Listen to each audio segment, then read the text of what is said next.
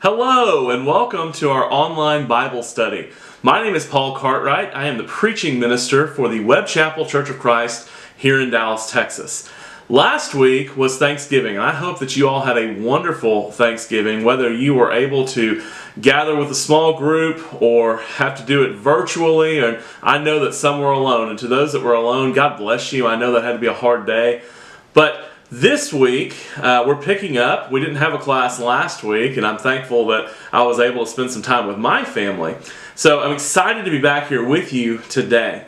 Before we begin, I need to correct an error.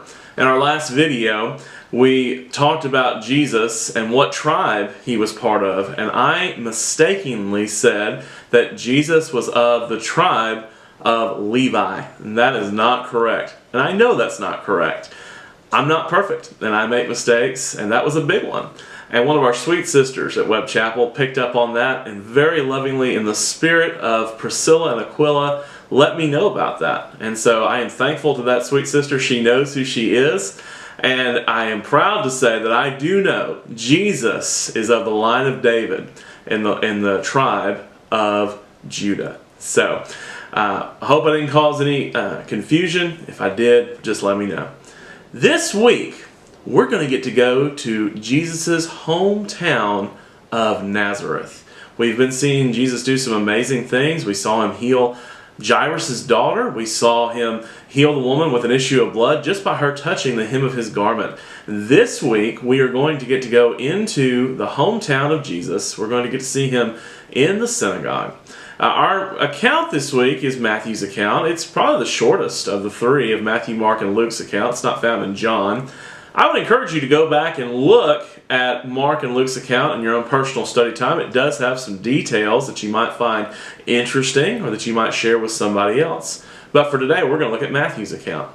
But before we begin, I want you to get in your mind the hometown where you grew up, the place that you consider to be your hometown. I want you to think about that place as we talk about Jesus being in his hometown this week in Matthew.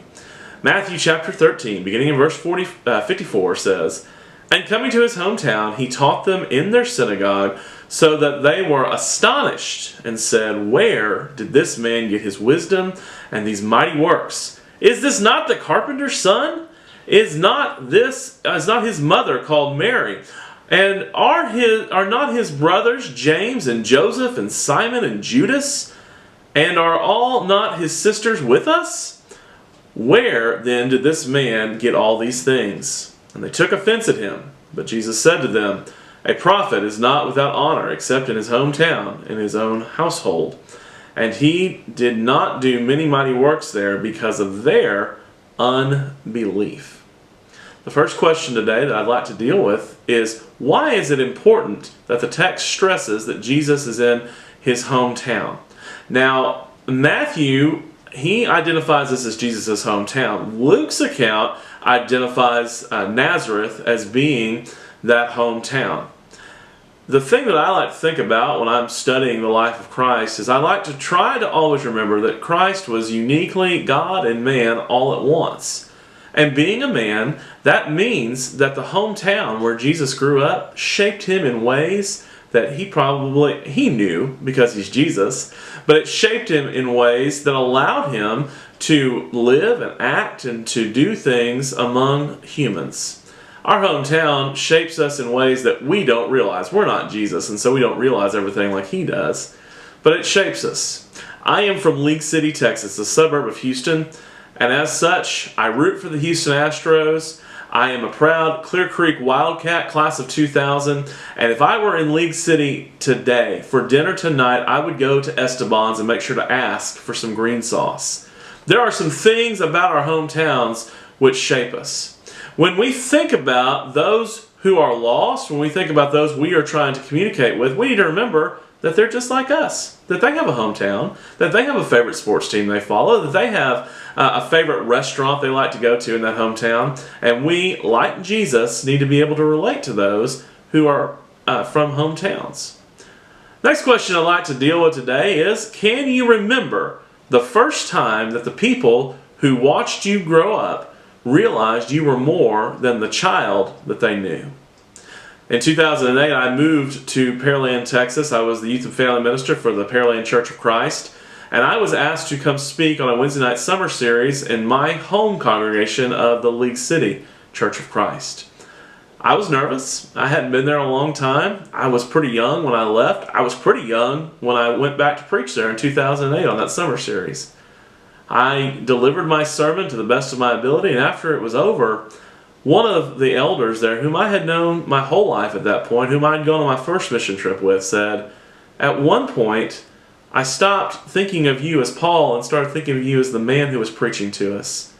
He told me how much he was impressed with how I had grown up and how I had matured. I learned the meaning of the word humble that night. There are people in our lives from our hometowns that know us as children, but when they finally see that we have grown up, a lot of times they have that same response. A lot of times they have the response of the people in Jesus' hometown. They were offended that Jesus would come into their synagogue, that he would read and he would teach as one with authority, because he was nothing except Mary's son and the carpenter Joseph's son. But we know that he was much more than that. We know that he is the Son of God, who is our advocate, who talks to God on our behalf, who takes away our sins with the blood that he poured out on the cross. As we do consider sharing Jesus with other people, we need to remember that everyone has a hometown. Everyone has that experience where, be it positive or negative, where the people that watch them grow up finally realize that they're not kids anymore. And it is on those common grounds, those common threads, that we can build a relationship that ultimately will introduce that person to Jesus. You could share this story about Jesus going to his hometown, and it's something that they could relate to. That's why Jesus came to this earth, so we could relate to him better, so he could know us even better. Last question for the day is this: how can Jesus' statement, "A prophet is not without honor except in his hometown and in his own household," serve as a word of caution and a source of power for us? As much as I enjoyed preaching the summer series in the church where I grew up, I know now I could probably never be that effective of a minister there. There are people there who will never see me as anything except the little boy that used to run in the aisles, a little boy that used to try to lead singing sometimes, a little boy that probably talked too much. No, definitely talked too much. And yet, there have been times over the years where I've been a blessing to that congregation. Times like funerals, where they needed a song leader. Times where ministers were leaving, and I was able to go and help them through that. Times of joy, like baptisms and weddings.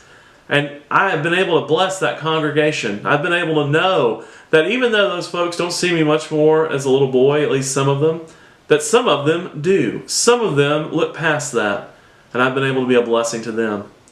Everyone has a hometown, and everyone has a group of people that knows them well.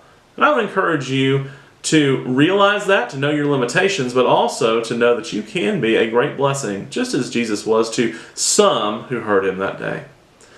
Let's do our best as God's people to help the youth in our congregation and help those seeking a place to belong to see our congregations as their hometown. Let's help them to find a place to belong where they never have to worry about losing that place. And not because of us, not because of the people we are necessarily, but because of the God whom we serve and the Son who came and gave his life as ransom for ours. I hope you've enjoyed this video. I hope you're enjoying all of our videos. I would encourage you to like this video and to subscribe to our YouTube channel so that when new content is available, you can know. It's been good to see so many of you here recently. I'm glad that people are feeling well, but let's remember there is still a threat with COVID-19. People are still getting sick, so please remember to wash your hands, to wear your mask, to do all the things we've been asked to do, and hopefully very soon this will all be over. God bless you and have a great day.